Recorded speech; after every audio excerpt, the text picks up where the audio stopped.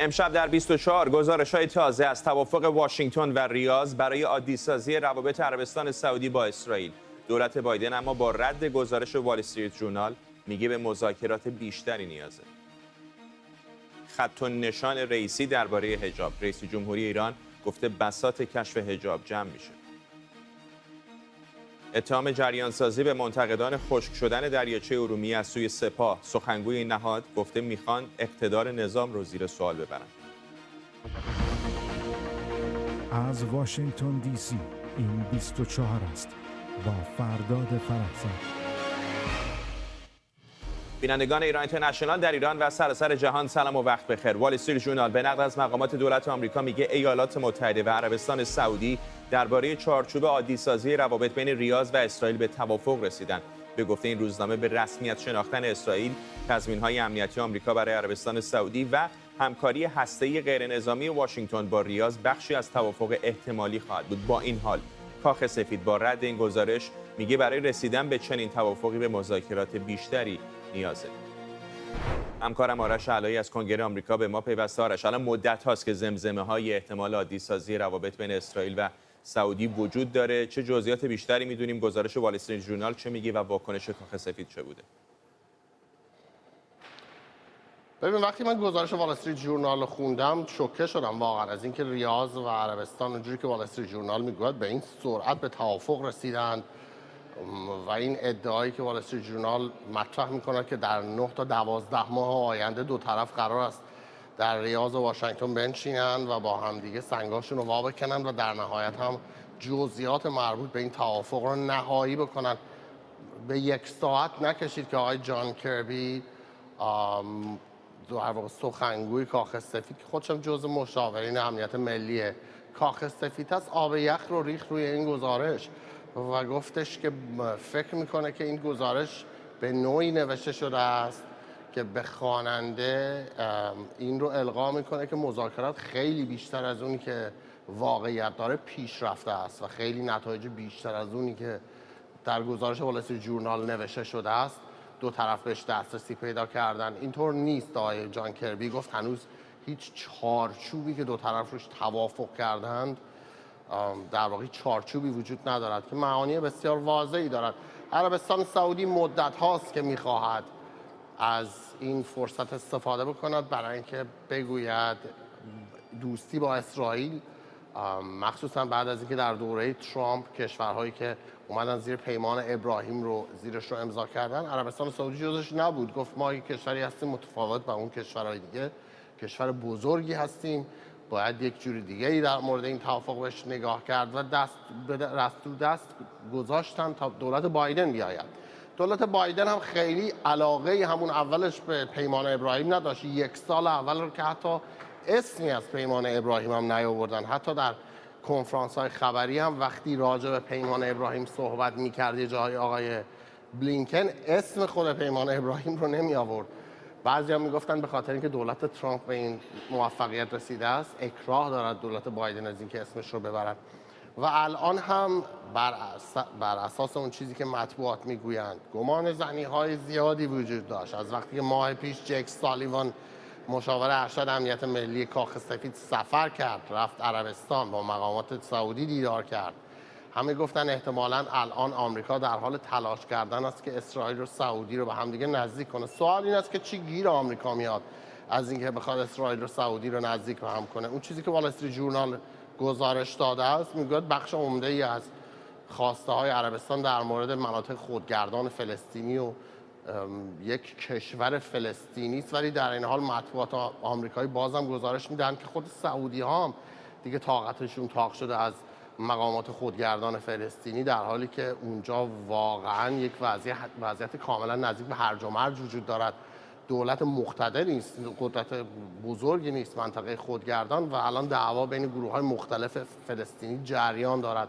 حوصله عربستانی ها هم سر رفته است از اون قول‌هایی که دولت خودگردان میدهد و هیچ وقت بهش عمل نمی‌کند و به نظر نمی‌آید اون چیزی باشد که واقعا عربستان سعودی منافع اصلیش باشه. داستان فلسطینی همیشه چیزی بود که صورت ضمنی وجود داشته است و از اون طرف هم اینکه ایالات متحده بیاید هم به عربستان سعودی انرژی هسته‌ای، حالا اون چیزی که میگوین صلح‌آمیز بدهد یا اینجا راکتور بخواد بزنه، اون چیزی نیست که آمریکا باش مخالفتی داشته باشه. یک زمانی سعودی‌ها میگفتن که حالا ما ممکن است اینو به شرکت‌های آمریکایی ندهیم، بدیم به شرکت‌های فرانسوی، ولی در نهایت هم اون یک چیزی است که پایش رو آمریکا باش اختلافی نداره در مورد اینکه بخواد راکتور هسته‌ای بزنه. مشکل آمریکا این است که هیچ وقت عربستان سعودی یا کشورهای دیگر منطقه رو نمیخواهد ببیند که به سمت بمب اتم میرن، همون فشاری که به جمهوری اسلامی هم میارد و الان هم میبینیم فعلا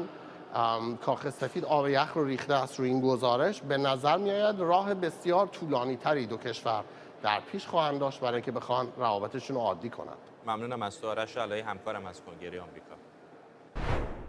در همین حال الی کوهن وزیر خارجه اسرائیل هم از آمریکا خواسته به دفاع از عربستان سعودی در برابر حمله هسته‌ای ایران متحد بشه. آقای کوهن گفته این تعهد آمریکا بخشی از توافق عادی‌سازی روابط بین اسرائیل و عربستان سعودی باید باشه. همونطور که گفتم وال استریت ژورنال گزارشی داده در مورد اینکه احتمال وجود داره که هرچه زودتر روابط عربستان سعودی با اسرائیل عادی بشه. حسن هاشمیان، کارشناس جهان عرب از واشنگتن، و شکریا برادوس، پژوهشگر امنیت بین‌الملل و سیاست خارجی، اینجا در استودیو با ما هستن. با آقای هاشمیان شروع می‌کنم. آقای هاشمیان، مدت هاست که زمزمه‌های این چنینی وجود داشته، چقدر فکر می‌کنید که این بار به یک توافق احتمالی نزدیک هستیم؟ بله، سلام بر شما، بر مهمان برنامه و بینندگان محترم.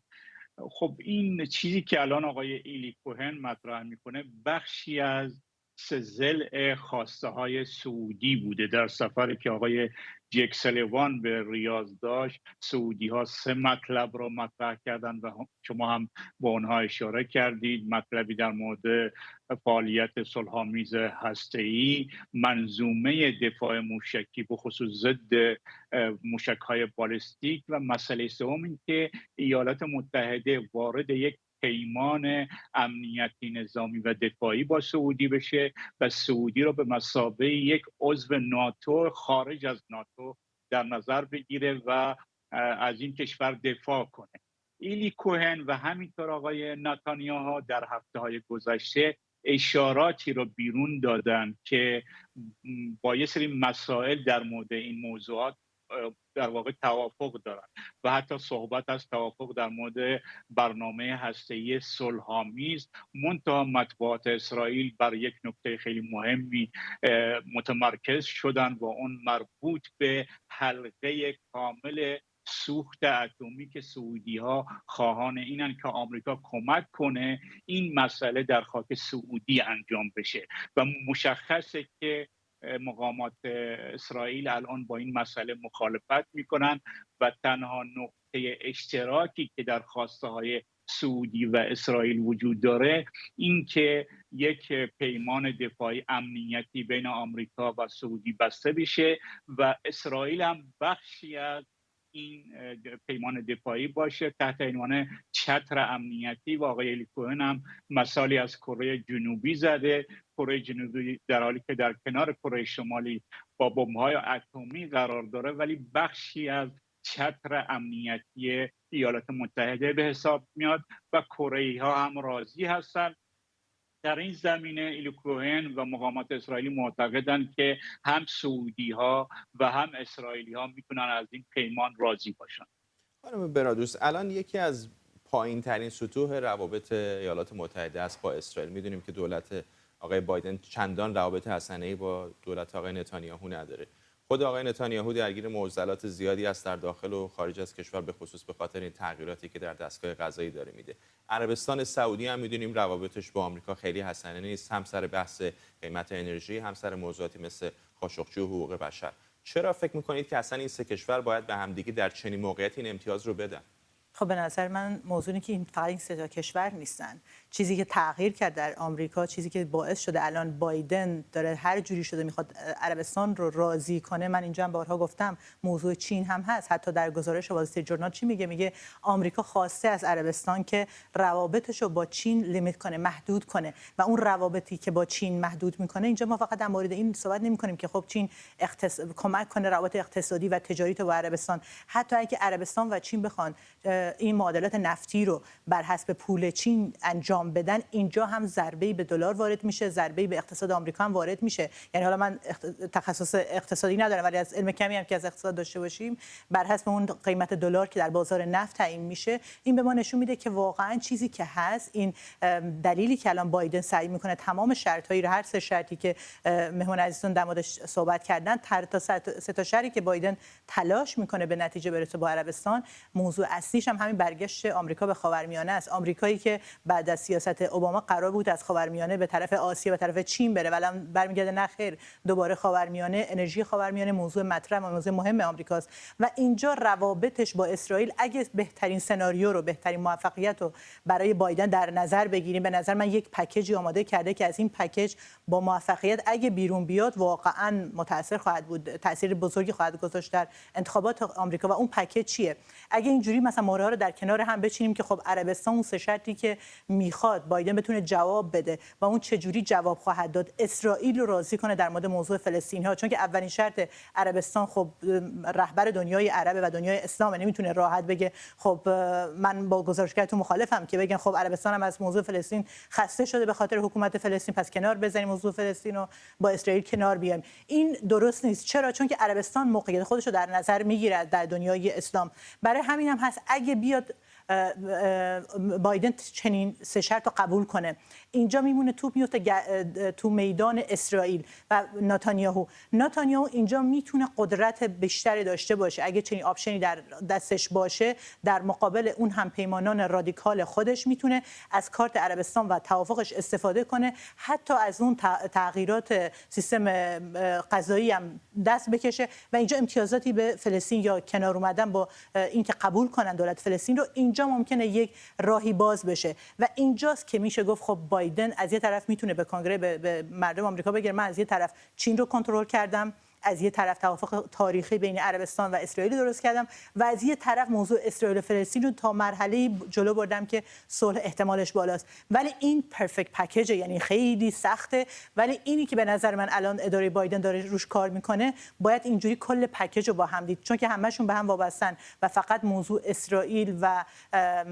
عربستان نیست و حتی کسایی که الان مثلا مخالف بایدن یا مخالف عربستانن دارن سعی میکنن تو واشنگتن تو تمام مطبوعات اینو به مردم بفروشن که بله این توافقی که هست فقط بایدن تو تله عربستان و تو تله نتانیاهو افتاده، اصلا بدون اینکه در نظر بگیرن اینجا موضوع نتانیاهو و بن سلمان نیستن، اینجا موضوع رقابت چین با آمریکا، موضوع انرژیه که آمریکا وابسته است به انرژی و اینکه آمریکا داره برمیگرده به خاورمیانه و اون فرستادن نیروهای حالا مارین ها یا نیروهای دریایی آمریکا به خلیج فارس هم داره نشون میده که آمریکا میاد که بمونه این دفعه، ولی متفاوت‌تر برای ماندنش به قدرت منطقه‌ای که الان عربستان هست احتیاج داره. آقای هاشمیان اگر اشتباه میکنم من اصلاح بکنید، ولی فکر میکنم در بین این سه کشور بزرگترین هزینه سیاسی رو احتمالاً عربستان سعودی خواهد داد از یک توافق احتمالی، برای اینکه در داخل کشور هم میدونیم که بالاخره مخالفت‌های زیادی وجود داره، کشور پهناوری است مثلا وضعیت بحرین و امارات رو که نداره. از طرف دیگه در خود منطقه هم بسیاری از مسلمانان کشورهای عرب دیگر نگاهشون به عربستان هست. موضوع فلسطین همونطور که خانم برادوس گفتن موضوعی بالاخره خیلی مهم هست برای عربستان سعودی به عنوان کشوری که خودش رو رهبر دنیای اسلام به شکلی میدونه. چقدر فکر میکنید که میتونه حکومت عربستان سعودی این هزینه سیاسی رو بپردازه؟ ببینید اینجا یه نقطه مشترک بین آقای بایدن و سعودی ها وجود داره و اون این که دو تا دولت در مناطق فلسطینی و اسرائیلی شکل بگیره طبق قطعنامه‌های سازمان ملل و بنابراین اینجا به نظر میرسه که توافق واضحی شکل گرفته و در کلیاتی که در جهان عرب و جهان اسلام وجود داره سعودی ها نمیتونن، همونطور که خانم برادوس گفتن، نمیتونن از این قضیه چشم پوشی کنن. منتها قضیه اصلی الان دعوا سر مسئله فلسطین نیست، دعوا سر امتیازاتی که سعودی ها باید بگیرن و اینکه آقای بایدن چگونه میتونه این مسئله رو به شکلی اداره کنه که همه در واقع از اون سود ببرن. ببینید وقتی اسرائیلی ها با آقای الی کوهن میان در مطبوعات آمریکا چیزی رو مینویسن چون که مطمئن هستن که چنین توافقی بین دولت ایالات متحده و سعودی ها نیاز به تایید 2/3 کنگره دارند. فرض کنیم بخصوص در مجلس سنا، فرض کنیم نصف مجلس سنا که دموکرات هستند، حدوداً دموکرات هستند، به نفع آقای بایدن رای. اون موقع آقای بایدن به 17 سناتور جمهوری ها نیاز داره تا این 2/3 رو کامل کنه. در اینجا اسرائیلی ها هستن که میتونن نقش ایفا کنن، رابطه دارن، لابی دارن و میتونن در واقع در این زمینه همکاری کنن. بنابراین من معتقدم الان که دولت آقای بایدن این بحث هایی که در وال استریت ژورنال مطرح میشه رو به این شکل رد میکنه، اولا هنوز مطمئن نیست که سعودی ها به این حد از سود خودشون قانع شدن و بله رو گفتن و مراحل بعدی رو بایستی وارد بشن. اینها باید مطمئن بشن که سعودی ها فقط به همین پیمان امنیتی دفاعی با ایالات متحده بسنده کنن، مسائل اتمی، مسائل منظومه دفاع موشکی، اینها در مراحل بعد مطرح. چون که دولت بایدن هنوز توافقی در این زمینه به دست نیاورده، الان مطرح میکنه که خیلی زوده ما بتونیم این مسئله رو که روزنامه‌های آمریکا دارن مطرح میکنن رو تایید.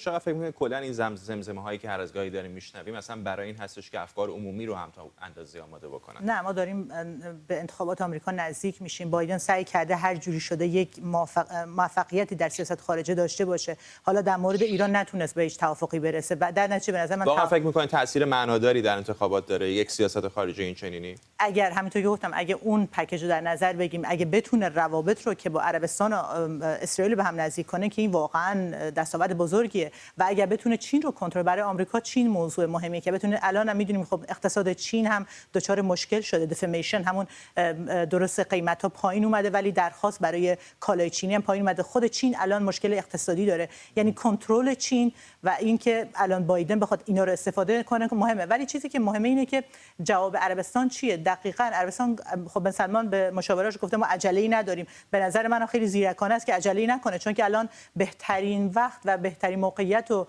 تو خاورمیانه عربستان داره با تمام بازی خوبی که به نظر من نظر سیاسی انجام داده. خیلی خوب الان مهره ها رو چیده. از یه طرف چین داره بهش نزدیک میشه، از یک طرف با جنگ اوکراین داره خودش رو جلو میاره، به عنوان یک نه تنها بازیگر منطقه‌ای داره به عنوان یک بازیگر جهانی عمل میکنه. درست عربستان به خاطر کشتن خاشقچی، به خاطر موضوع جنگ یمن، اون چهره منفی که درست شده بود، حالا بعد از چهره مثبتی که درست شده بود تا یه مدت، این چهره منفی الان داره مثبت میشه دوباره. چرا؟ داره اون در سطح بین‌المللی نقش خودش رو بزرگتر از یک نقش بازیگر منطقه‌ای بازی میکنه و منم باشم دیگه الان میگم خب الان خیلی زوده هیچ توافقی صورت بگیرم، ببینم آپشن‌های بیشتر یا آفرهای بیشتر از کدوم کشورها میاد و اینجا نقش رو بیشتر بازی میکنه عربستان. به نظر منم همون 9 تا 12 ماهی که وال استریت ژورنال گفته همون 9 12 ماه تعیین خواهد کرد، ولی من آنچنانم خوشبین نیستم که بگم حتما اون پکیج تکمیل خواهد شد. ولی اگر سیاستی که بایدن گذاشته و چیزی که نتانیاهو بتونه در خود اسرائیل هم اجرا کنه، اینجا بایدن میتونه موفقیت خیلی خوبی به دست بیاره برای انتخابات ازش استفاده کنه. ممنونم از شما. شکریا برادوس، پژوهشگر امنیت بین‌الملل و سیاست خارجی و همینطور حسن هاشمیان، کارشناس جهان عرب از واشنگتن با ما. 1 سال و نیم بعد از آغاز دادگاه 5 متهم ایرانی تبار یک پرونده جاسوسی در اسرائیل و ارتباط با مأمور جمهوری اسلامی، امروز صبح دادگاهی در اورشلیم 2 متهم این پرونده را تبرئه کرد. پیش از این هم 2 متهم دیگر این پرونده در اسرائیل بیگناه اعلام شده بودند، اما یکی از متهمان به تماس با مأمور بیگانه محکوم شده. سازمان امنیت داخلی اسرائیل شین بت این 5 نفر رو کمتر از 2 سال پیش بازداشت کرد. اونها به تماس و دادن اطلاعات به فردی به نام رامبد نامدار متهم بودند که به گفته سازمان امنیت داخلی اسرائیل مأمور اطلاعاتی جمهوری اسلامی بوده. همکارم بابک اسحاقی از تل‌آویو با ماست با جزئیات بیشتر. بابک، چه گذشت در دادگاه و چه شد که تبرئه شدند؟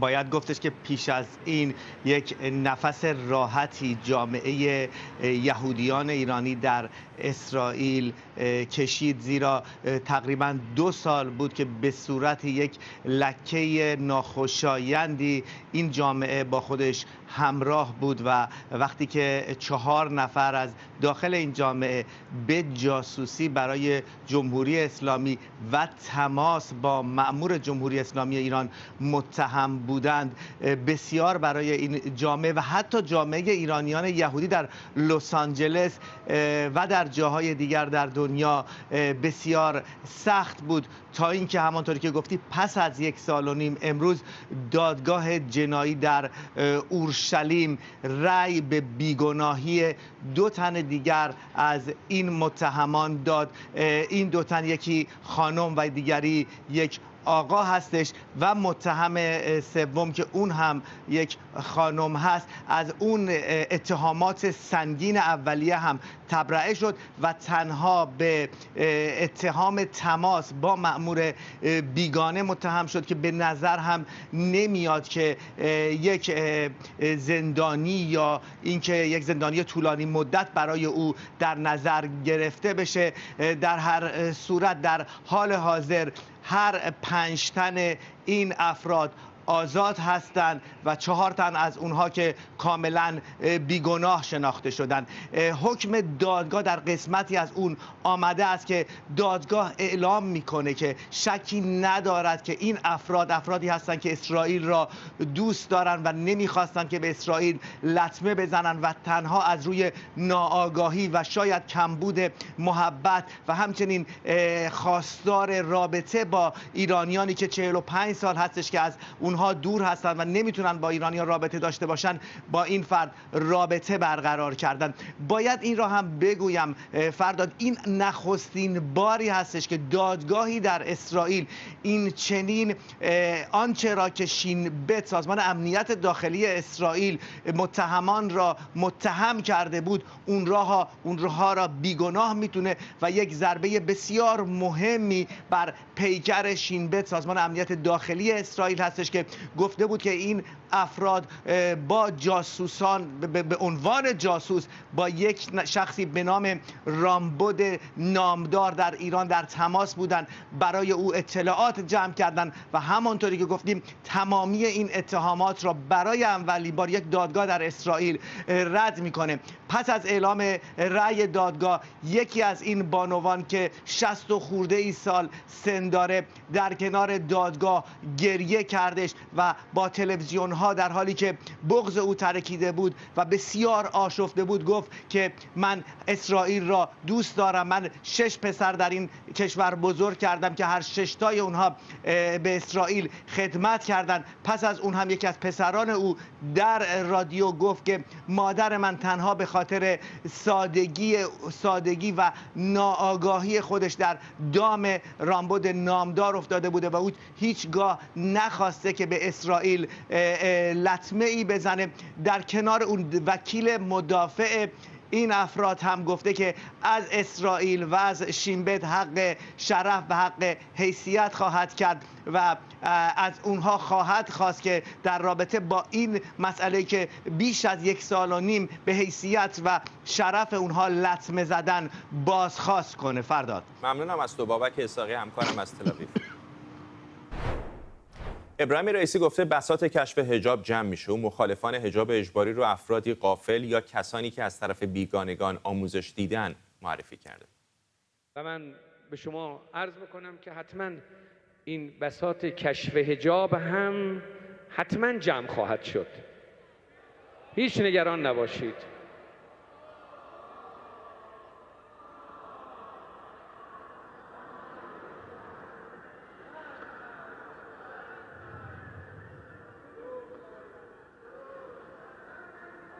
خانواده معظم شهدا در مسیر می اومدن، بعضاً به من گفتن نگران این بودن. حتما بدونید این بساط جمع خواهد شد. بر اساس اطلاعات رسیده به ایران اینترنشنال، نهادهای امنیتی در ایران در آستانه سالگرد کشته شدن مهسا ژینا امینی تعدادی از بازداشت شدگان اعتراضات پارسال رو احضار کردند. نهادهای امنیتی از این افراد خواستن تعهد بدن که در هفته آخر شهریور از خانه‌شون بیرون نمیان. نهادهای اطلاعاتی به این افراد گفتن در صورت انجام هر گونه تحرکی در فضای مجازی یا عمومی بازداشت میشن. مهرانگیز کار و حقوقدان اینجا در استودیو با ماست. کاملا مشخصه که کلافن از این وضعیت تعداد زنانی که حجاب از سر برمی‌دارن. بله، خیلی کلافه هستن. همه کاراشون، همه سازوکاراشون نشون دهنده است، علامت میده. و خب اگر که اینقدر مقتدر بودن واقعا در برابر این موضوع، چطوریه که 1 سال نتونستند کشف حجاب و بساطش رو جمع بکنن. خب برای اینایی که به هر حال نیروی به نیروی سرکوب تونستن سبک زندگی رو هم به هر حال در خیابونا تغییر بدن، حالا تو خونه ها که نتونستن تغییر بدن، ساده بوده با اون همه آرایش نظامی. اگر این کار نکردن نشونه این است که از بازتابش میترسیدن. الان هم باید بترسن و میترسن. من فکر میکنم که زندگی طبیعی قبلی رو ابداً حتی در بیتاشون، در جاهایی که خیلی خیال میکنن امن هست دیگه احساس نمیکنن و ایشون نمیتونه، اگر هم بتونه این بساط رو به قول خودش بساط، این که بساط نیست، این یک شرایط انقلابیه به هر حال، چون حجاب رو اینا اصل قرار دادن، شالوده قرار دادن برای انقلابشون و برای حکومتشون. پس بنابراین شرایط انقلابی است. حالا هرچند این شرایط انقلابی مثل یک میوه است که هنوز اونجور که باید نرسیده. خب چطوری میتونن که در این شرایط انقلابی تغییرات بزرگ به وجود بیارن که برای خودشون الان بزرگترین تغییر که مهمه این است که کشف حجاب رو جمع بکنن، در حالی که بسیاری بحران‌های دیگه رو اینا باهاش روبرو هستن. چقدر فکر میکنید که حالا اگر یه ضرب المثل بخوایم استفاده کنیم این غول رو میتونن دوباره برگردونن به چراغ؟ یعنی که تصاویری که از شهرهای مختلف ایران داره به دست ما میرسه نشون میده که کاملا وضعیت غیر قابل مقایسه است مثلا با قبل از مرگ مهسا امینی حدود 1.5 سال 2 سال پیش. چقدر ممکن است حتی اگر بخوان فشار بیارن، حتی اگر بخوان جریمه بکنن، حتی اگر بخوان با این ضوابط اخیر با زنان برخورد بکنن بتونن شرایطو برگردونن به عقب؟ ببینید من فکر می‌کنم خودشون از ما بهتر میدونن که نمیتونن شرایطی برگردونن به عقب. یکی از علامت‌های مهمش همین لایحه حجاب و عفاف بود. اولا این برای چی به وجود اومد؟ برای چی تبدیل شد به 70 تا ماده؟ برای چی تمام جامعه رو داره مجازات میخواد بکنه؟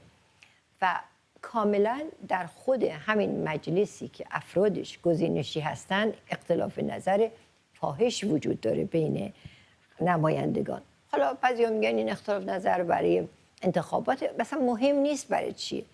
این باعث شده که لایحه رو اصلا از روند قانونگذاری خارج نگه دارن. و یعنی چه که لایحه به این مهمه که تمام جامعه رو درگیر میکنه به خاطر بی‌حجابی زنها. این فقط از یک کمیسیونی که ما میدونیم افرادش افراد خیلی پایینی هستن از نظر دانش اجتماعی، دانش قضایی. ما خبر داریم که این اعضا حالا دیگه جاش نیست صحبت کردن بیشتر، اینا آدمای بسیار پایینی هستن از نظر فکری. اینا تصویب بکنن و احتیاج نباشه به صحنه علنی مجلس بره. چرا؟ برای اینکه از صداهای خودشون میترسن. یک حکومتی که اینقدر میگه قهارم، جبارم، قدرت دارم در منطقه، قدرت دارم در جهان، وقتی که از آدمای خودش میترسه خب دیگه معلومه که چقدر از مردم میترسه که اینا بیان در صحنه علنی مجلس و اونجوری که حالا شاید بیش از اونجوری که ما نقد میکنیم این لایحه رو نقد کنند. و ما میبینیم الان چهره‌های از خود آخوندا رو میبینیم، چهره‌های معتبری از آخوندا رو میبینیم که دارن میگن تو کدوم فقه ما یه همچین جور قانونگذاری داریم. ممنونم از شما مهرانگیز کار، حقوقدان اینجا در استودیو با ما. متشکرم. این رو هم اشاره بکنم که به مسئله حجاب اجباری در ایران و اینکه زنان به صورت روزانه در برابرش مقاومت میکنن در بخش دوم برنامه امشب مفصل‌تر میپردازیم. شرکت آلمانی بوش در پی افشای اینکه هزاران دوربین مداربسته به ایران فروخته که برای نظارت بر زنان بدون حجاب استفاده شده تحت فشار قرار گرفته. بوش از سال 2016 بیش از 8000 دوربین مداربسته به ایران فروخته و نرم افزار و تخصص فنی لازم رو برای استفاده از این دوربین ها هم ارائه کرده. این دوربین ها توسط بوش برای نظارت ترافیک و امنیت عرضه شده بودند، اما بعد از ورود به ایران به عنوان بخشی از تلاش برای اجرای قوانین اجباری حجاب اسلامی مورد استفاده قرار گرفتند. در سال 2017 کارکنان بوش حتی برای آموزش نحوه استفاده از قابلیت‌های تشخیص چهره این دوربین‌ها برای شناسایی زنان بدون حجاب به ایران سفر کردند. بوش فروش دوربین‌ها رو تایید کرده اما منکر هر گونه کمک فعال به مقامات ایرانی برای استفاده از این فناوری علیه زنان شده. با این حال گروه‌های حقوق بشری فروش این ابزارهای نظارت و کنترل به ایران رو محکوم کردند. امید شمس، حقوقدان و تحلیلگر امور بین‌الملل در لندن با ما. آقای شمس، میدونم که در رسانه‌های آلمانی همین خیلی مورد توجه قرار گرفته. فارغ از اینکه اصلا فروش تجهیزات این چنینی به ایران چقدر میتونه ناقض تحریم‌های دیگری باشه، چقدر مایه رسوایی است برای شرکت بوش که عملاً داره خواسته یا ناخواسته کمک میکنه برای سرکوب زنان در ایران. درود بر شما آقای فرزاده. مسئله که برای فروش چنین تجهیزاتی به کشورهای مثل ایران وجود داره این هستش که فارغ از اینکه مسئله تحریم وجود داشته باشه یا نه، اصطلاحی وجود داره به لحاظ حقوقی که به اون دو دیلیجنس یا ملاحظات بایسته گفته میشه. کمپانی هایی که با کشورهای کار میکنن که سابقه بد و کارنامه سیاهی در حقوق بشر دارن باید در واقع تحقیقات و بررسی های لازم رو انجام بدن برای اینکه مطمئن بشن اون تجهیزات یا کالایی که به فروش میرسه به اون کشورها برای نقض حقوق بشر مورد استفاده قرار نگیره. اگرچه که برای مثال در اروپا ما یک راهنمای مشخصی رو داریم به اسم راهنمای OECD که برای بیزنس ها و کسب و کارها این رو مشخص کرده، اگرچه الزام آور نیست، اما همونطور که شما گفتین یک فشار خیلی زیادی رو بر اعتبار اون شرکت ها و کسب و کارها میاره که بسیار مسئله ساز هست، همینطور که الان برای بوش این موضوع به وجود اومده. بنابراین فارغ از اینکه تحریمی وجود داشته باشه نه، حتما این کمپانی ها باید بررسی بکنن و وقتی که امکان این وجود داره و خیلی محتمل هست که چنین تجهیزاتی برای سرکوب حقوق شهروندان در ایران استفاده بشه، طبعا مسئله ساز است. حالا یه موقعی هست یه شرکت خارجی مثلا نمیدونم سونی، کنون ممکنه دوربین‌هاش به ایران فروخته بشه مستقیم یا غیر مستقیم و حالا استفاده ازش بکنن که سازنده اصلی به دنبالش نبوده. اما نکته جالبی به نظر من که در این گزارش جلب توجه میکنه اینه که اصلا تیمی از بوش آمدن به ایران و به نظر میاد که حتی مصرف کننده نهایی رو آموزش دادن که چطور از فناوری‌های تشخیص چهره استفاده بکنن. همینطوری یک تیم از بوش به ایران اومده، در دانشگاه خاتم آموزش‌هایی رو درباره استفاده از این تجهیزات داده. البته بوش معتقده که این آموزش ها چندان متمرکز بر مسئله تشخیص چهره نبوده، اما به هر حال مسئله تشخیص چهره هم بخشی از این تجهیزاتی بوده که در اختیار اینا قرار گرفته و فقط هم بوش نبوده. متاسفانه بسیاری کشورهای دیگه، شرکت‌های اروپایی مثلا مایلستون از دانمارک تجهیزات بسیار پیشرفته‌ای رو در اختیار ایران قرار داده که در همین گزارش شبکه آلمانی هم اومده و تایید کردن و پذیرفتن که این تجهیزات بسیار بسیار خطرناک است، برای اینکه این امکان رو میده که در واقع زمان خیلی خیلی محدودی مجموعی از تصاویر بررسی و پروسس بشه. این مسئله ساز هست و من فکر میکنم باید استقبال کرد از چنین گزارش‌هایی برای اینکه حساسیت جامعه بین‌المللی، حساسیت افکار عمومی رو برای این مسئله بیشتر میکنه و این باعث میشه که هم قانونگذاران تحریم‌های جدی‌تری رو وضع بکنن، هم کمپانی‌ها در واقع با احتیاط خیلی خیلی بیشتری به سراغ کشورهای مثل ایران که سرکوبگر آزادی و حقوق بشر هست و هم دیگه نمیتونن کتمان کنن که این رو درباره ایران نمیدونن. در نتیجه مسئله خیلی واضحی هستیم. ممنونم از شما. امید شمس، حقوقدان و تحلیلگر امور بین‌الملل در لندن. یک دوچرخه سوار جهانگرد آلمانی که 45 روز در ایران سفر کرده با تجارب تلخ و شیرین زیادی برگشته. از طرفی تحت تاثیر مهمان نوازی ایرانی‌ها و همینطور اراده زنان برای تغییر شرایط روبرو شده و از طرف دیگه مورد آزار مردهای ایرانی قرار گرفته. ویدئویی که از موارد آزار او منتشر کرده در رسانه‌های اجتماعی ایران بازتاب زیادی داشته. همکارم امید حبیبی نیا با این جهانگرد دوچرخه سوار گفتگو کرده. من از هانوفر در شمال آلمان شروع کردم به سفر با دوچرخه. از کشورهای اروپایی و ترکیه گذشتم، بعد از گرجستان و ارمنستان به ایران رسیدم و تازه الان سفرم در ایران تموم شده و رسیدم به اسلام آباد که از اونجا به هندوستان برم. من این سفر رو با دوست پسرم شروع کردم ولی وسط راه بعد از 4 ماه با هم اختلاف پیدا کردیم و از هم جدا شدیم. چند هفته توی ایران بودم، از تبریز، زنجان و اصفهان گذشتم. به شیراز و زاهدان رسیدم و بعد از مرز رد شدم و اومدم تا اسلام آباد. خب ایران برای من کشوری عجیب بود که تصور دقیقی ازش نداشتم، ولی در طول راه با حوادث مختلفی روبرو شدم. اون چیزی که خیلی برام جالب بود این بود که فرهنگ مهمون نوازی توش خیلی بیشتره. چیزی که معمولا تو اروپا یا حداقل تو آلمان که من توش زندگی میکنم وجود نداره. من همیشه با استقبال ایرانی‌ها روبرو شدم و مردم همه جا سعی کردن بهم کمک کنن. برام خیلی جالب بود که با زنان ایرانی حرف بزنم و درباره زندگیشون چیزایی بدونم. با خیلی از زنان جوان و دختران ایرانی که حرف زدم میگفتم ما دست از مبارزه برای آزادی نمیکشیم و این جرأت و عزم اونا برای تغییر دادن شرایط برام تحسین برانگیز بود. یکی از بهترین خاطراتم از ایران اینه که وسط کویر که ما مسافت طولانی رو پا زده بودیم، یه دفعه دیدیم چند تا خودروی عبوری توقف کردن و بهمون آب خنک دادن.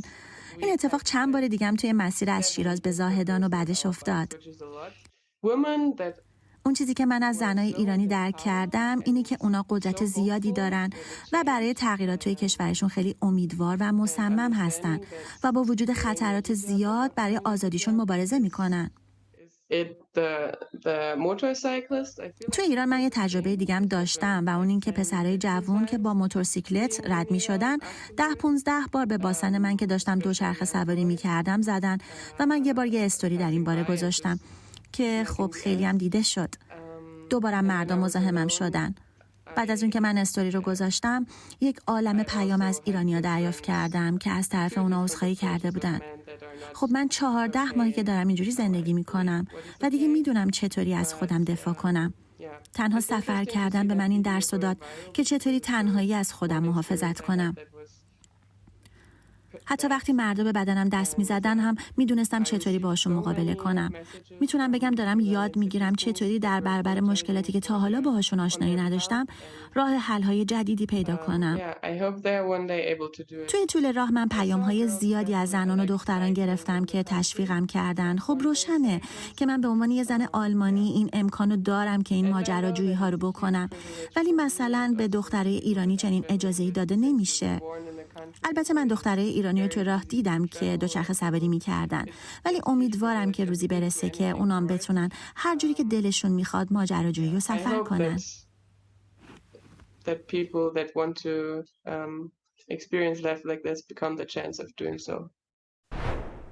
سخنگوی سپاه پاسداران منتقدان از خشک شدن دریاچه ارومیه را متهم به جریان سازی علیه نظام کرده و گفته این انتقادها زیر سوال بردن توانمندی مسئولان کشور. رمضان شریف گفته در طول سالهای گذشته به ویژه 40 سال اخیر دریاچه‌های زیادی در دنیا مثل دریاچه ارومیه خشک شدند که مربوط به تغییرات آب و هوایی جهان. در این حال رئیس پیشین سازمان حفاظت محیط زیست هم در مورد مرگ احتمالی دریاچه ارومیه و تبدیل شدنش به باتلاق تا شهریور امسال هشدار داده بود. نیکا هنگ کوثر تحلیلگر حوزه آب و محیط زیست از اتریش با ماست. آقای کوثر ممنونم که در سفر اروپاییتون دعوت ما رو قبول کردید. چقدر این ادعا که ممنون از شما، چقدر این ادعا که خشک شدن دریاچه ارومیه بخشی از روند طبیعی گرمایش زمین هست به نظرتون محلی از اعراب داره؟ ببینید، جمهوری اسلامی عادت کرده هر کار غلطی که میکنه دیگران رو متهم میکنه. الان دستش داره به تغییرات اقلیمی میرسه، چون همین مقامای جمهوری اسلامی که تا چند مدت پیش تغییرات اقلیمی رو اصلا قبول نداشتن الان میگن خب تقصیر اون بوده. بعضیا معتقدن که کمتر از 20% از آنچه بر سر دریاچه ارومیه آمده به خاطر این تغییرات اقلیمی است. قبول. حالا درصد نمیشه دقیقاً تعیین کرد، اما اون 80 خورده درصد دیگه که عملا نقش مقام‌های جمهوری اسلامی بوده چی؟ اینا میگن اقتدار ما رو زیر سوال میبرن. داستانه که هیچکس اقتدار سپاه و آقای خامنه‌ای رو در نابودی منابع طبیعی زیر سوال نبرده، چون سپاه واقعا خیلی قشنگ میاد رودخانه کارون رو شور میکنه، میاد رودخانه زهره رو شور میکنه، میاد دریاچه ارومیه رو بی‌آب میکنه و تبدیل به یک بیابان نمکی میکنه، میاد و هورالعظیم رو بخشش رو خشک میکنه که عده‌ای سود از نفت ببرن، میاد رودخانه‌های غرب کشور رو منحرف میکنه که به عراق حقابه نرسه و بعد پروژه دیگه اجرا میکنه. و الان بر اساس تحقیقاتی که همکاران من انجام دادن مشخص شده که بخشی از فعالیت سپاه در قالب سدسازی برای تامین بودجه برای سپاه قدس هست و اینجاست که کار خطرناک میشه، که کسانی که همکار پروژه های سپاه بودن با قرارگاه خاتم الانبیا و سپاه صد کار کردن به نحوی شریک جرم میشن، به خاطر اینکه پولهایی که نهایتا نصیب سپاه و سپاه قدس شده در سوریه، در یمن، در عراق، در لبنان هزینه فعالیت‌های تروریستی میشه. به عبارت دیگر بخشی از کسانی که به هر دلیل دارن با مافیای آب کار میکنن همکار یک نهاد تروریستی هستند. ولی آقای کوسل در عین حال ما می‌بینیم که در این سال‌های اخیر از نیمه دوم قرن 20 به این سو بودن دریاچه‌هایی که حالا کوچکتر و بزرگتر از دریاچه ارومیه که شاهد شرایط مشابهی هستند. اتفاقاً تعداد زیادشون همینجا در ایالات متحده آمریکا از جمله در ایالت یوتا، در بخشی از نقاط چین، در ترکیه. چقدر این رو میشه واقعا در یک تصویر بزرگتر هم دید که اتفاقی است که داره همه جهان رو تحت تاثیر قرار میده؟ ببینید مثال خوبی زدید، دریاچه بزرگ نمک یوتا، گریت سالت لیک. ما سال 2017 اونجا رفتیم بازدید کردیم، با دوستان روزنامه‌نگار اونجا جلسه داشتیم. خود اونها میگفتن که دخالت‌های انسانی و سودی که گروهی به خصوص که وابسته به جناح راست هستن برای اینکه آب شیرین نرسه وارد دریاچه شور بشه، داره اونجا رو به خطر میندازه. صنایعی که در اونجا گذاشتن، هیچ دریاچه‌ای بدون دخالت انسانی شما نمیتونید بگید به این روزگار میفته. نکته این هست که وقتی که انسان‌ها میخواهند مسئله طبیعت و حق آبی طبیعت رو نادیده بگیرن و میگوین آب شیرین رو ما نمیخوایم بذاریم حروم بشه، این بلا سرش میاد. در نقاط مختلف ایالات متحده هم همین اتفاق افتاده. دخالت‌های انسانی. این مقاله‌ای که دکتر آقا کوچک و همکارانشون چند سال پیش منتشر کردن درباره خشکسالی انسان محور همین هست که انسان‌ها چه بلایی بر سر طبیعت میارن، منتها آخر سر هم میگن خب طبیعت داره کار خودش انجام میده. طبیعت انجام میده، اما ما داریم سرعت رو بسیار زیاد میکنیم. در نظر بگیرید که دریاچه ارومیه 12,000 سال پیش هم ممکنه یک دوره خشکی رو سپری کرده باشه، اما با چه سرعتی؟ از سال 1375 که سدسازی ها شروع شد و اومدن نزدیک به 70 سد درست کردن و میخوان سدهای دیگر رو هم بسازن و همچنین اومدن با برداشت بیش از حد از سفره آب زیرزمینی برای پروژه‌های جدید کشاورزی در اونجا، مثلا چغندر قند بخورن. نهایتاً چطور شد؟ چغندر قند اومدن کاشتن که مثلا شکر زیادی بخورن. ببین نکته سر همین هست. مجموعه آقای خامنه‌ای و سپاه ماشاءالله تپه سالم در این مملکت باقی نگذاشتن و الان بسیاری از مناطق رو اینا نابود کردن. در نتیجه هیچ کس در قدرت سپاه در نابودی ایران تردیدی نمیکنه. ممنونم از شما. نیکاهنگ کوثر، تحلیلگر حوزه آب و محیط زیست از اتریش. دانشمندان میگن که دمای هوا در اوایل سال جاری در بسیاری از مناطق آسیا 2 درجه سانتیگراد افزایش داشته، جایی که بیش از 4.5 میلیارد نفر در آن زندگی میکنن و تاثیر گرمای شدید در کشورهای سراسر قاره احساس شده. طبق گزارش‌ها حالا کره زمین حدود 1.1 درجه سانتیگراد گرمتر از دوران پیش از صنعتی شدنه که این افزایش در سال جاری برای آسیا بیش از سایر نقاط جهان ثبت شده. پیشتر در گفتگویی که با اریکا فلیشمن مدیر مؤسسه تحقیقات تغییر اقلیم اورگان داشتم، از او پرسیدم آیا تغییرات اقلیمی فقط یک اتفاق طبیعیه یا فعالیت‌های انسان هم در این تغییرات دخیل بوده؟ برخی از اینها بی تردید ارتباط مستقیمی با تغییرات اقلیمی دارند. دلیلش اینه که گرمتر و خشکتر شدن هوا باعث خشک شدن گیاهان میشه. در نتیجه آتش سوزی های بزرگی رخ میدن. در عین حال در سراسر جهان تعداد قابل ملاحظه‌ای از اشتعالاتی که منجر به آتش سوزی های گسترده میشن توسط انسان ها ایجاد میشن. بعضی از این اشتعالات ناشی از رعد و برق هم هستن، اما تعداد قابل توجهی از اونها در نتیجه فعالیت‌های انسان‌ها رخ میده. البته این به این معنی نیست که مردم اینا رو به طور عمده آغاز میکنن، بلکه فقط شرایط زندگی انسان‌ها باعث ایجاد این آتش سوزی‌ها میشه. بنابراین در هر صورت برخی آتش سوزی‌ها وجود دارن، اما طوری که این تغییرات اقلیمی در حال رخ دادن هستن، احتمال اون بیشتر میشه که کوچکترین جرقه باعث آتش سوزی‌های بزرگی بشه که به سختی میشه کنترلشون کرد. تقریباً کار زیادی برای کاهش تغییرات اقلیمی نمیشه انجام داد. فقط میشه تا حدودی با محیط سازگارتر شد. برای همین باید تلاش بشه تا تأثیرات اون تغییرات اقلیمی که اغلب غیر قابل اجتناب هستن رو روی انسان کم کنیم. ما به عنوان انسان‌ها و موجودات دیگه روی زمین چاره‌ای جز سازگاری با محیط نداریم. نمیدونم اگه جایگزینی وجود داشته باشه. انسان امروزی نسبت به انسان‌های قرون گذشته منابع بیشتری برای سازگاری با محیط داره. بنابراین من امیدوار هستم که اگه اراده جهانی برای افزایش سازگاری در سراسر جهان وجود داشته باشه، این امر امکان پذیر میشه.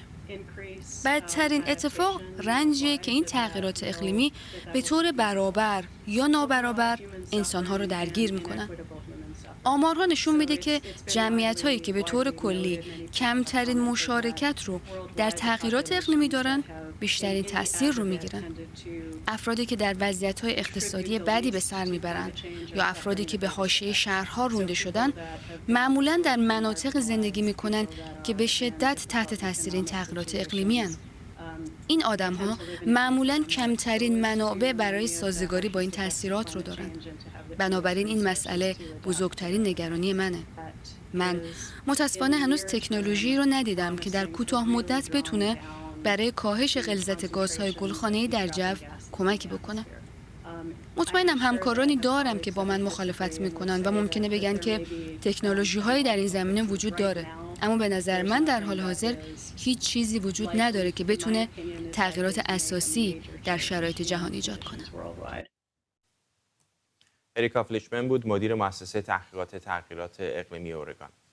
دولت آمریکا ساعتی پیش برنامه‌ای رو اعلام کرد که بعضی سرمایه‌گذاری‌های آمریکا در حوزه فناوری‌های حساس در چین رو محدود و در مواردی حتی منع می‌کنه. رویترز به نقل از مقامات آمریکا میگه دولت بایدن در نظر داره با این اقدام مطمئن بشه که سرمایه و تخصص آمریکا برای نوسازی نظامی چین استفاده نمیشه و تهدیدی برای امنیت ملی آمریکا خلق نمی‌کنه. امید معماریان، روزنامه‌نگار از دیترویت، با موثق معماریان، این چقدر بخشی از یک جنگ تجاریه و چه کسی میتونه از این سود یا ضرر ببره؟ سوال خیلی بزرگی هست. به هر حال ماها هستش که همونطور که شما گزارش کردین، دنبال کردین، ایالات متحده این وعده رو داده که به خاطر مسائل مرتبط با امنیت ملی در برخی از حوزه‌ها ممنوعیت‌هایی رو برای سرمایه‌گذاری شرکت‌های آمریکایی در چین ایجاد بکنه. به طور مشخص در 3 حوزه آمریکایی‌ها حساسیت دارن. یکی بحث ابرهادی‌ها هستش، یکی مسئله هوش مصنوعی هست و کوانتوم کامپیوتینگ. استدلالشون این هستش که در این حوزه‌ها در واقع سرمایه‌گذاری که انجام میشه توسط شرکت‌های آمریکایی در چین مورد استفاده و پیشرفت صنایع نظامی چین قرار میگیره و بنابراین یک جوری هستش که یعنی در واقع آمریکایی‌ها دارن سرمایه‌گذاری در چین میکنن که یک جوری نیروی نظامی چین قدرتمندتر بشه. از این جهت میگن یک مسئله منافع ملی هستش، امنیت ملی هستش و بنابراین تو این حوزه قرار هستش که کاملا محدودیت ایجاد بکنن و سرمایه‌گذاری رو منع بکنن. در خصوص سرمایه‌گذاری‌های دیگه هم گفتن که یعنی یک حوزه بزرگتری هم گفتن که اگر در این حوزه‌ها شما نیستین، شرکت‌ها یا شرکت‌های سرمایه‌گذاری، اگر می‌خواید در چین سرمایه گذاری کنیم باید دولت آمریکا در جریان قرار بدیم که دولت آمریکا بدونه که دقیقاً اون جریان خروج سرمایه از آمریکا به چه نحوی هستش. حالا آیا این مسئله تأثیر زیادی خواهد گذاشت؟ ما در طی ماه گذشته دیدیم که مثلا جنت یلن وزیر سرمایه‌گذاری ایالات متحده رفت به چین سفر کرد، یا آنتونی بلینکن وزیر خارجه آمریکا سفر کرد. الان میشه اینو پیش بینی کرد که در واقع فهمید، تحلیل کرد که شاید این سفرها برای این بودی که یک جوری به مقامات چینی بگن که مثلا ماهیت چنین تغییراتی، محدودیت‌های چی هست و یک جوری باعث نشه که این برنامه جدید آقای بایدن که قرار هست که به عنوان یک حکم اجرایی در واقع عملی بشه، یک جوری تاثیر نذاره تو روابط بلند مدت و گسترده چین و آمریکا، چون مقامات چینی بارها انتقاد کردن از این کار آمریکا. حالا مسئله چی هستش؟ مسئله این هستش که به هر حال خیلی‌ها میگن که در جواب سوالی که شما مطرح کردین که اساساً آیا این اهمیت داره که آمریکا سرمایه هاشو به چین نبره، چون چین مشکل سرمایه نداره و کشور دیگه هستن که به هر حال میتونن که آمریکا رو پر بکنن و در مجموع سهم آمریکا در بازار چین در سرمایه گذاری مستقیم در واقع زیر 5% هست. حالا زیر 5% نباشه میتونه که تاثیر چندانی نداشته باشه. برای در این مسئله، در مورد این فایده داشتن این مسئله میشه گفتش که تردید بسیار زیادی هست، ولی خب فشار سیاسی هم در واشنگتن زیاد هست، همونطور که شما بهتر میدونین که به هر حال جمهوری خواهان، برخی از دموکرات‌ها میگن که به هر حال چین در حوزه مختلف دیگه ثابت شده که به هر حال هم جاسوسی میکنه، هم تلاش میکنه که اسرار تجاری رو به هر حال به دست بیاره و مسائل دیگه، و باید که به هر حال یک محدودیت‌هایی رو در این زمینه اعمال کنن که به هر حال شاید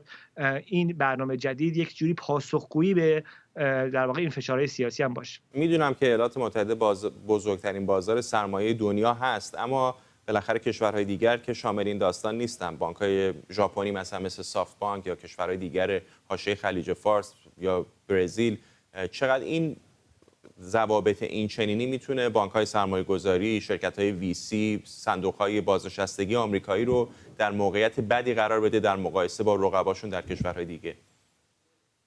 این سوال خیلی مهمی است. در خصوص اتحادیه اروپا، آمریکا شروع کرده صحبت کردن با اتحادیه اروپا که در واقع اونها هم مقررات خاص خودشون رو اعمال بکنن و در واقع محدودیتایی رو ایجاد بکنن، چون که خود آمریکا به تنها این کارو بکنه واقعا تاثیر نخواهد داشت و عملاً تحت فشار میذارن تجارت‌های یعنی شرکت‌های تجاری آمریکا رو و شرکت‌های فناوری رو آمریکا تحت فشار میذارن. در خصوص برزیل و کشورهای دیگه، چین و جای دیگه آمریکا کنترلی نداره، قطعاً هم با موفقیت مواجه نخواهد شد. به همین خاطر هستش که در مجموع بحث زیادی سر این مسئله هستش که آیا این یک مسئله سیاسی هست، فشار سیاسی هست، یا اینکه مسئله واقعی هست و میتونه که به امنیت ملی آمریکا کمک بکنه. به علاوه اینکه برای دولت آمریکا بسیار دشوار خواهد بود که مانیتور بکنه، کنترل بکنه، نظارت بکنه که این اتفاقات چجوری میفته و مثلا در خصوص هوش مصنوعی چه جور هوش مصنوعی در واقع در صنایع نظامی استفاده میشه و چجوری میشه اینو رصد کرد و ارزیابی کرد. این پیش دیگه‌اش زیاد هست، باید که در طی ماه‌های آینده واقعا جزئیات این چه خواهد بود و واکنش چین چه خواهد بود و یا اساساً عملی خواهد شد یا نه. ممنونم از شما. امید معماریان، روزنامه‌نگار از دیترویت. بریتانیا و ترکیه برای جلوگیری از مهاجرت غیرقانونی یک توافق همکاری اطلاعاتی امضا کردند. وزارت کشور بریتانیا گفته هدف از این توافق مختل کردن باندهای قاچاق انسان به بریتانیا است. این وزارتخانه در بیانیه گفته بریتانیا از یک مرکز جدید پلیس ترکیه برای مهاجرت غیرقانونی حمایت می‌کند. به گفته بریتانیا این تفاهم‌نامه تبادل اطلاعات مرزی و امنیتی رو تسریع و تسهیل می‌کنه. رضا طالبی، روزنامه‌نگار از ترکیه. با مساق طالبی، میدونیم که معمولاً مهاجرانی که به ترکیه میان خب مستقیما که به بریتانیا نمیرن، معمولاً میرن به حوزه اروپا از کشورهای جنوب و جنوب شرق اروپا و بعد هستش که از طریق فرانسه معمولاً وارد بریتانیا میشن. چه اطلاعاتی هست که به نظرتون بریتانیایی‌ها میتونن از ترکیه بگیرن که بهشون کمک بکنه در مدیریت مهاجرت‌های غیرقانونی؟ سلام عرض ادب خدمت شما. خب صحبت کردن از بحث مهاجرت و در شرایطی که جنگ و قحطی و خشکسالی و مسائل مختلف در دنیا وجود داره و تبدیل شدن انسان‌ها به ارقام بسیار دردناکی که ما با رقم‌ها صحبت می‌کنیم و سیاست‌های دولت‌ها که به نوعی بچه مصالحه قرار داده میشه جان انسان‌ها. آنچه که خانم باورمن در مورد اون صحبت کرده و مسائلی که مطرح شده که با ترکیه قراردادهایی رو امضا بکنن به یک سابقه طولانی برمیگرده. قبلا بریتانیا تلاش کرد این مسئله رو با آلبانی حل بکنه و استقرار پلیس ها در فرودگاه تیرانا رو انجام داد و ما در سال گذشته هم شاهد این بودیم که 72 میلیون یورو فقط به فرانسه داده شد که مانع این بشه که از کانال مانش مهاجران به بریتانیا بیایند. جدای از این مسائلی که در بریتانیا علیه مهاجران ایجاد شده و حتی برخی از مقامات بریتانیا گفتن که اگر دوست ندارن به این لفظ استفاده کردن که میتوانن گورشان را از اینجا گم بکنن، این شدت گرفتن فضا و قرار دادن مهاجران در هتل‌های آبی و دریایی به نوعی این تفاهم با ترکیه که بستگی به همون 3 میلیون پوندی است که به ترکیه داده میشه در سال 2022 و 2021 هم نزدیک 425,000 و 125,000 پوند داده بشه که رقم بسیار پایینی است در قبال رقمی که به فرانسه داده شده. مشخصا جدای از بحث این مهاجرت، بحث‌های اقتصادی هم با ترکیه وجود داره و قراردادی که مربوط به تقسیم عوارض گمرکی است و تسریع در تقسیم عوارض گمرکی و همچنین آنچه که به عنوان یک کاپیتولاسیون ضمنی در مورد قرار دادن نیروهای بریتانیایی در فرودگاه‌های مختلف ترکیه به نوعی مسائلی است که شاید در ماه‌های آینده که یک کنفرانسی در مورد مهاجرت، کنفرانس مهاجران ترک و انگلیس بیان خواهد شد، ما باید در اونجا این مسئله رو پیگیری باشیم و همچنین در ماه‌های آینده هم اتفاقاتی در زمینه مبادلات تجاری انگلستان و ترکیه هم انجام میشه. من فکر کنم این مسئله مهاجرت به نوعی ضمنی همان مسئله است که در محدوده باجدهی و یا اینکه ترکیه رو به عنوان یک کلانتری در حوزه دروازه اروپا نگه دارن و مهاجرانی که در ترکیه هستن رو محدود بکنن که به اروپا وارد بشن، در حالی که در طی 20 سال گذشته مهاجرانی که به انگلستان آمدن نصف شد. یعنی از 13,000 مهاجری که به اتحادیه اروپا آمدن جدای از اون که نزدیک همین 13,000 نفر، 1076 نفر از اینها مهاجران ترک بودن که افزایش پیدا کرده به علت مشکلات سیاسی و اقتصادی که در ترکیه وجود داره، که در کنار این 3800 نفر هم مهاجر ایرانی بودن. مشخصا تلاش بریتانیا این هست که با استفاده از بحث مهاجران و آنچه که در درون کشور بریتانیا نسبت به مهاجران اوکراینی و سایر مهاجرانی که از کشورهای جنگ زده و یا کشورهایی که دچار مشکلات سیاسی هستن وارد بریتانیا میشن، به نوعی فضا رو در یک شرایطی تحت کنترل خودش قرار بده، در حالی که حتی خود بریتانیا نسبت به بخش قاره اروپا کمتر مورد تهدید مهاجران هست. شرایط رو دوری تعیین بکنه که در رسانه ها و در اذهان عمومی که آقای ریشی سوناک که از سایر رقبا در نظرسنجی ها محبوبیتش پایین هست، بتواند این محبوبیت ها رو به نوعی با استفاده از این طریق جبران بکنه. ممنونم از شما. رضا طالبی، روزنامه‌نگار از ترکیه. ممنونم که بیننده برنامه 24 امشب بودید. اجازه بدید برنامه رو با تصاویری زنده از ایستگاه بین‌المللی فضایی به پایان ببریم که 2 فضانورد روس در حال انجام عملیاتی برای تعمیرات در این ایستگاه بین‌المللی هستند. فرمانده روس تبار این عملیات سرگئی پروکیپیف هستش که الان تصاویر زنده‌اش رو دارید.